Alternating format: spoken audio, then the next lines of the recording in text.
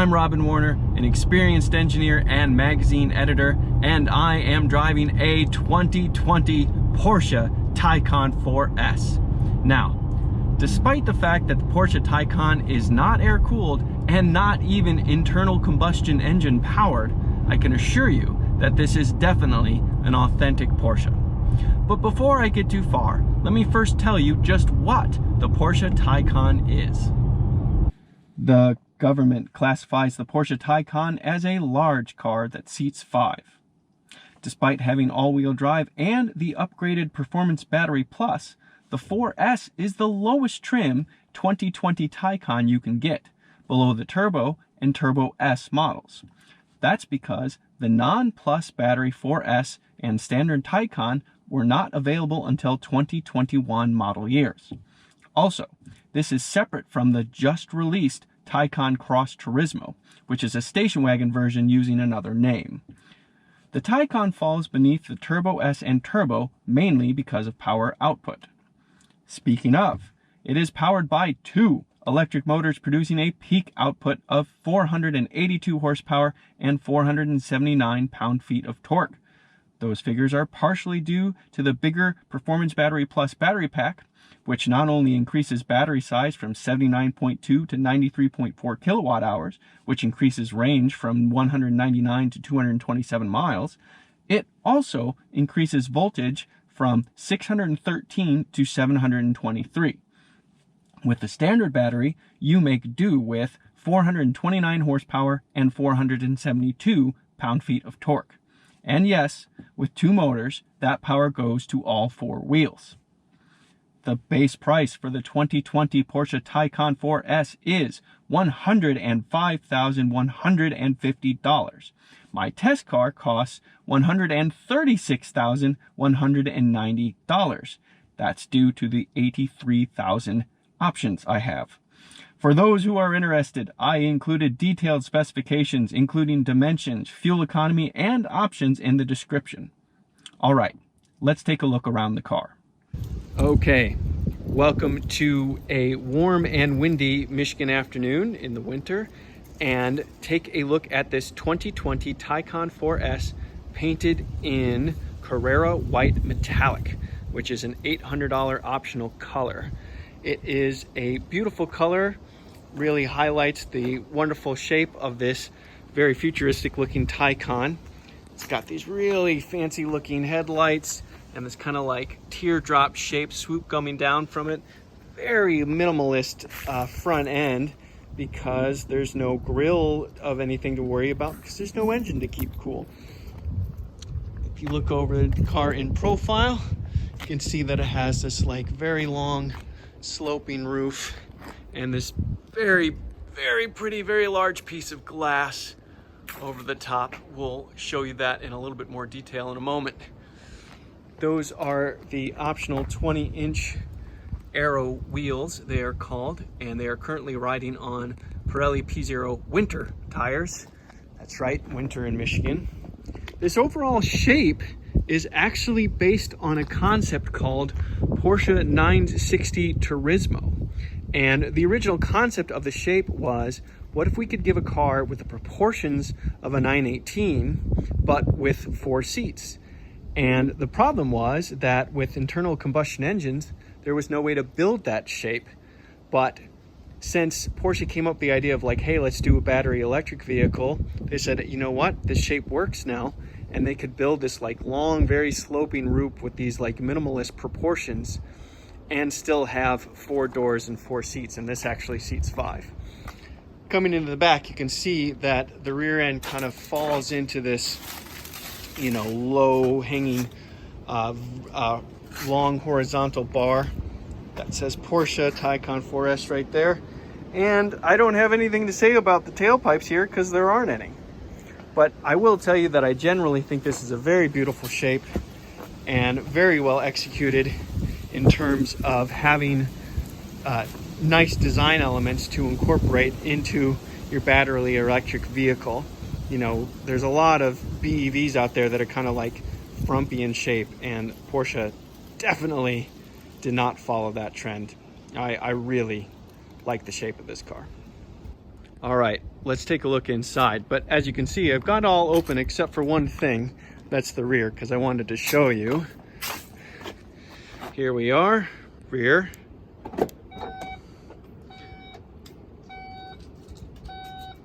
So fancy.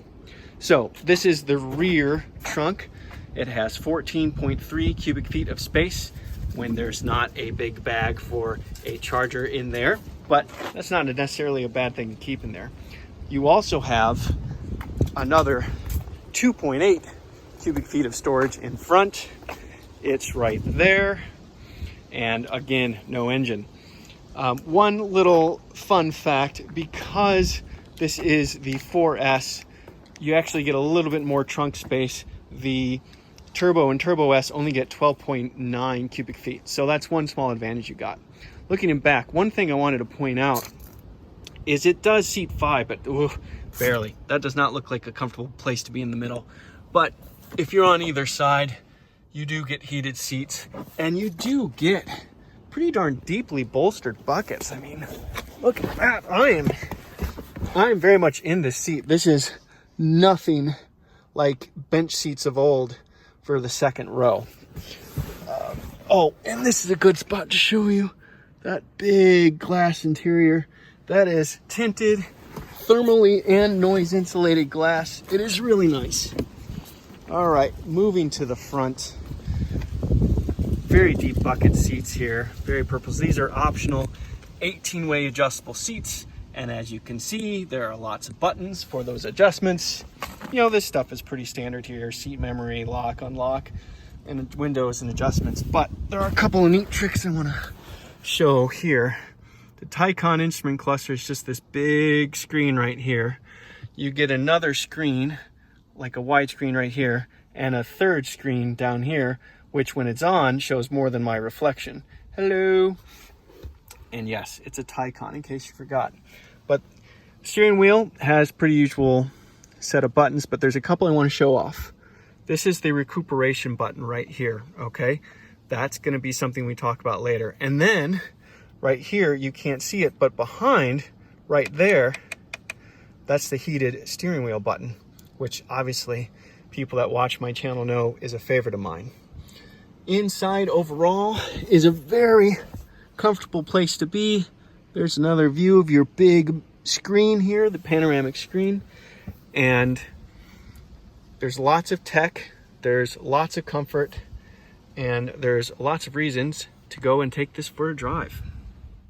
Okay, briefly, this is what the instrument cluster looks like when it is all lit up.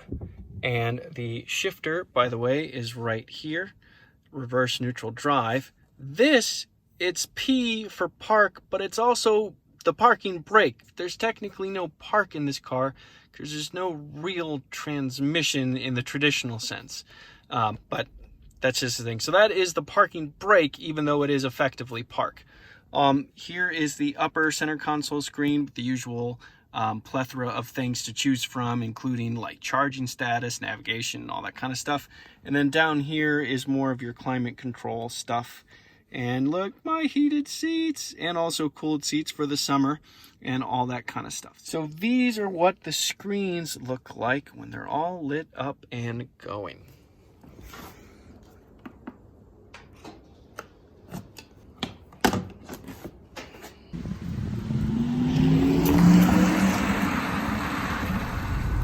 Okay, clearly there's a lot of new to talk about in the powertrain, so we have to start there. The Porsche Taycan S has two permanent magnet motors, one on the front axle, one on the rear, give it all-wheel drive. And it's a really unique setup because while the front motor is a single drive-down gear, just like most electric cars are these days, the rear motor is actually a two-speed transmission that doesn't operate too dissimilarly to a dual clutch transmission. It can't be just like a dual clutch transmission because there's only two speeds, but it's a similar setup in the general sense. And what that allows is the electric motor can spin at a lower rate at higher speeds. And so that's what allows the Taycan to have such a high top speed, considering it's an electric car. 155 miles an hour is definitely higher than average. But the other thing to think about is that's just one of several options of Porsche Taycan powertrain. And we're gonna go and just make the leap to 2021 model year here, because even though this is a 2020 and the lowest trim you can get in 2020, 2021 brought the non-performance battery plus Taycan 4S, as well as the rear-wheel drive only Porsche Taycan. So I have a whole lot of numbers to share with you, and let's dig into them, because they're all great. Numbers are great. Okay, and in case you see a touch of paper enter the frame on occasion, I have some notes just so I get all these numbers right. Okay, starting with the standard Taycan, you get 402 horsepower, 254 pound-feet of torque. Stick with the standard Taycan, but get the performance battery plus, you get 469 horsepower and 263 pound-feet of torque. Moving up to a performance battery 4S, you get 429 horsepower, 472 pound-feet of torque. But you also get 522 horsepower with launch control, which gives you a launch control of 3.8 seconds. Keep going into this car, the 4S with the performance battery plus. The key word there is plus. And you get 482 horsepower, 479 pound-feet of torque, and 562 horsepower for a 3.8 second launch with launch control. Now, one thing to point out there, obviously that's more power, but with the bigger battery pack, it's also heavier.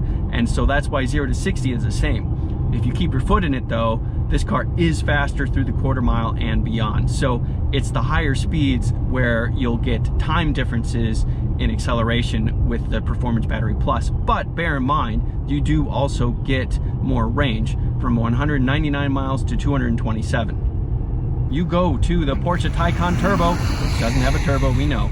You get 616 horsepower and 626 pound-feet of torque. And you also get 670 horsepower when you do launch control for a 3.0 second launch, which is definitely faster and definitely fast. Finally, you go to Turbo S, you get the same 616 horsepower, but you get 774 pound-feet of torque, which is starting to get into diesel-powered heavy-duty pickup truck range. It's beneath it, obviously, but not by that much. And you also get 750 horsepower on launch for a 2.6 second 0 to 60 time with launch control. That is okay. That's quick. Those are a lot of numbers, but man, that's all impressive to me. And I think it's so amazing that you can go from 400 to 616 horsepower and in the same car, and from 254 to 774 pound-feet of torque. That's a 500 pound-foot torque difference in the same car. It's kind of amazing. Regardless of powertrain, what the Taycan provides is extremely consistent and extremely quick throttle response for obvious reasons. There's no throttle to open, no gas to input, no different RPMs with different outputs and all those things to worry about. The second you hit the throttle, you get a response. And in the 4S with the Performance Battery Plus, it is a lot of response very quickly. And that's also satisfying to get such immediate results from inputs to the throttle, or the accelerator, I should say. And the other thing to keep in mind is, even though this car does not have the Sport Chrono package, it does have launch control. That's kind of rare, and that's a Taycan thing, that you get launch control even if you don't have the Sport Chrono package. And launch control is also really easy to use and really effective. Why don't I show you? Okay, slowing down. Just put it in sport mode. Foot hard on the brake, floor the accelerator, launch control activated. Oh God, it lost control. Oh, okay. That is extremely quick, extremely effective, and honestly feels faster than 3.8 seconds. That feels like a full G of force pushing you into the back of the seat. Like I could feel my stomach pushing against my spine.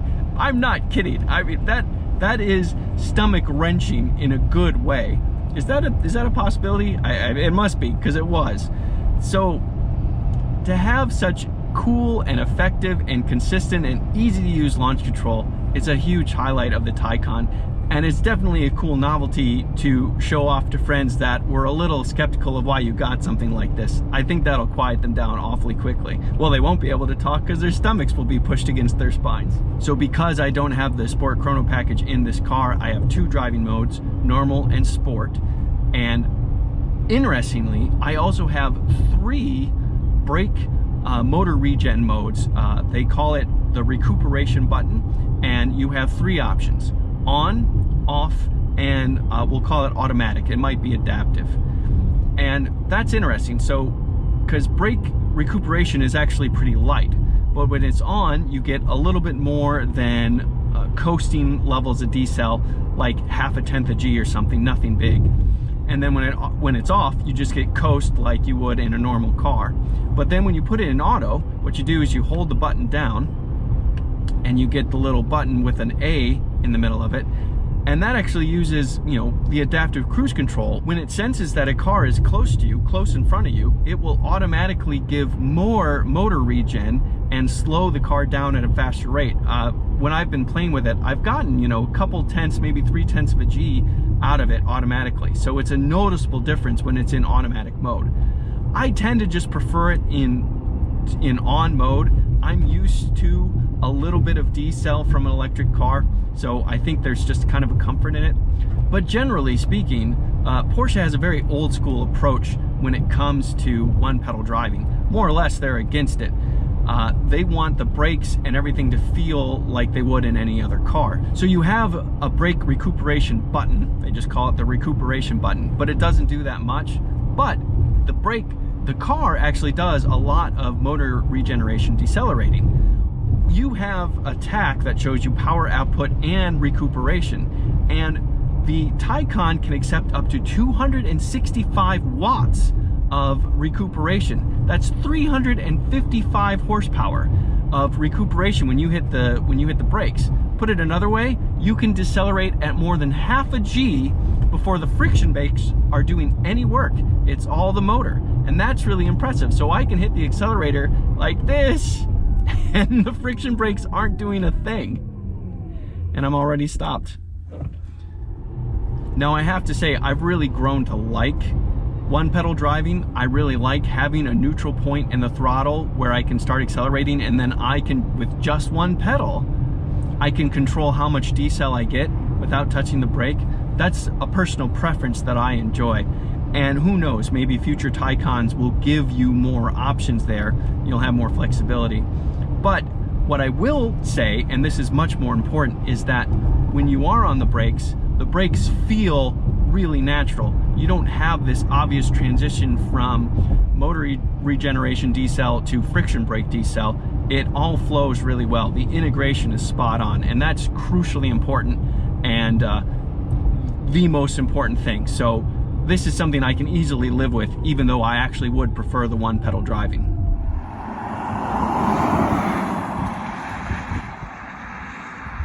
One more note about powertrain. I started this drive with 58% charge, 135 miles of range, something like that. I've driven 15 miles and I have 120 miles of range. So I'm not all concerned about range here. There's no issues with range anxiety or the fact that the car is losing power faster than you expect. And don't forget, I've already done launch control, a couple things like that. It's not like I'm babying this thing. And it is Michigan in the winter. It's a pretty warm day for us, but it's in the low 50s. So range anxiety is not a thing. Yes, the peak range of this car is 227 miles in good conditions. That's not a huge number, especially when you can regularly get 500 or more miles out of a gas tank in modern cars. But if you think about it in realistic terms, how much driving you do in between charging locations is almost never more than 100, definitely 150 miles. So you're really in a comfortable place. Okay, moving on. It's not just the powertrain that's advanced here. You have really fantastic suspension geometry to work with. You have double wishbone front suspension, multi-link rear suspension, and you have a really solid feeling chassis that it's mounted to. You've got no quivers or weird motions in the body. Everything closes, like all the doors close with a solid thunk, and even going over uneven pavement, the car always feels really stable. On top of that, you've got adjustable adaptive shock absorbers, and you've got air springs to help keep load leveling and have options for ride height and everything like that. And you have the option of getting adaptive anti-roll bars as well. This car does not have that. It just has standard roll bars, but you have that adjustability as well. And on top of that, of course, it's tuned really well. So when I'm in normal mode, I have a fantastic ride. I mean, it's very pleasant, it absorbs bumps really easily, and kind of duh, of course, it's really quiet in here. There's no internal combustion engine to have to overcome the noise of. And this car comes with a $1,130 option of thermally and noise insulated glass, which makes it basically thicker and helps keep more road and wind noise out. And it's quite quiet in here. It's really easy to carry a conversation. And there's another advantage with that. If you're on more of a spirited drive, it's really easy to hear what the tire is doing. And you actually can get a little bit more information from the tire than you normally would by hearing it. And put this in sport mode, and it handles really well as well. Despite having more than a 114-inch wheelbase and weighing nearly 5,000 pounds, 2.5 tons, it has excellent body control, very minimal motion when you're rolling into a corner or accelerating or braking, and you've got darn decent turn-in response for such a heavy car and a heavy front end. I mean, well, that's part of it. The front end isn't quite so heavy. So from an objective point of view, this thing handles better than you'd expect. And I'm on Pirelli P0 winter tires. So this is far from the ideal tire to have. It has squishier sidewalls, which would hurt turn-in response, and it still feels pretty darn decent. And I have supportive seats as well that are holding me well in place. So objectively speaking, this thing handles really well. And even steering feel, no, it's not as good as a 911, but you know, it's not far off. I mean, obviously the wheel's not alive in my hand like the good old hydraulically assisted days, but the wheel is plenty precise, it's weighted really nicely, and I have a really good sense of the limit of the car. So it's really easy to correct and adjust and stay lively. Same with my backside. It's really easy to feel the attitude of this car and get a sense of where I'm going. But is the emotional connection quite as good? Well, no. It's not quite the same. And it makes me really wonder why. I mean, I'm not hearing an engine scream to its red line as I blast out of a corner. I'm not hearing, you know, those guttural responses. I'm not smelling any kind of exhaust as something's working hard for me. And I don't have those like old, like raw analog senses. And the thing I question though is, does that mean because this Taycan doesn't smell or make as much noise that it's not communicating? Is this car not communicating to me, or is it just speaking a different language and communicating just as much? I mean, again, from an objective point of view, this car handles really well and responds to my inputs really well. The throttle application is nice and linear and really fast. The brakes feel really good, and the seats are supportive, and I get reasonable feedback of the car's attitude and everything else. And like I said, I can actually hear the tire better than I can in an internal combustion engine car. This is a question that all of us really have to ask ourselves. Are electric cars worse, or are they just different? And is it just a matter of getting used to the way they communicate, learning their new behaviors, and finding that there's real advantages to them, you know, like tire noise? Or are we truly in an era where we're missing something and we just have to mourn the loss of old school analog feel? You know, maybe we're in a place where we are losing something, or maybe we just need to, you know, get with the times. And I can't put my finger on it. So there's only one thing I can do. I'm gonna go back to my favorite roads and drive it again. And then I think I'll go and do it a third time. And, you know, I think I have enough charge. I'll do it a fourth too. To be honest with you, I'm having a lot of fun. I'm Robin Warner. Thank you for watching.